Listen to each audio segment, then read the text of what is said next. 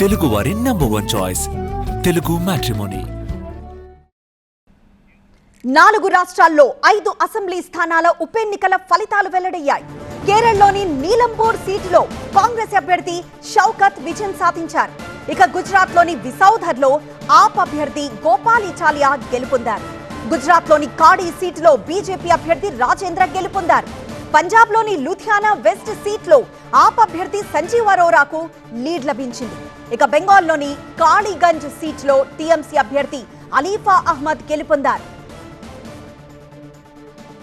4 రాష్ట్రాల్లో 5 అసెంబ్లీ స్థానాల ఉప ఎన్నికలు వెలువడుతున్నాయి. దేశవ్యాప్తంగా ఉత్కంఠ రేపిన కేరళలోని నీలంబూర్ సీట్లో కాంగ్రెస్ అభ్యర్థి షౌకత్ గెలిచారు. ఇక లెఫ్ట్ అభ్యర్థి స్వరాజ్ పై 11,000 ఓట్లకు పైగా ఆధిక్యంతో విజయం సాధించారిన నీలంబూర్ ఎన్నికను ప్రియాంక గాంధీ ప్రతిష్టాత్మకంగా తీసుకున్నారు. ఈ స్థానం ఆమె ప్రాతినిధ్యం వహిస్తున్న వాయనాడ్ నియోజకవర్గం పరిధిలోకి వస్తుంది. జూన్ 19న జరిగిన ఉప ఎన్నికలకు ముందు ప్రియాంక ఇక్కడ రోడ్ షో కూడా నిర్వహించారు. గతంలో లెఫ్ట్ మద్దతుతో 2 సార్లు గెలిచిన ఓవి అన్వర్ కాంగ్రెస్ వైపు మారడంతో ఇక్కడ ఉప ఎన్నిక జరిగింది.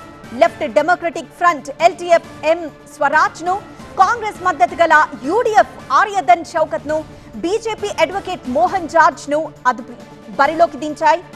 ఇక్కడ అత్యధికంగా 73.26% పోలింగ్ నమోదైంది. ఇక అటు గుజరాత్ లోని విసౌధర్ సీట్లో ఆప్ అభ్యర్థి గోపాల్ ఇటాలియా విజయం సాధించారు. 17,000 ఓట్ల మెజార్టీతో ఆయన విజయం సాధించారు. కాడి సీటులో బీజేపీ అభ్యర్థి రాజేంద్ర గెలిచారు. పంజాబ్లోని లూధియానా వెస్ట్ సీట్లో ఆప్ అభ్యర్థి సంజీవ్ అరోరా లీడ్లో నిలిచారు. బెంగాల్లోని కాళీగంజ్ సీటులో టీఎంసీ అభ్యర్థి అలీఫా అహ్మద్ భారీ ఆధిక్యతతో గెలిచారు.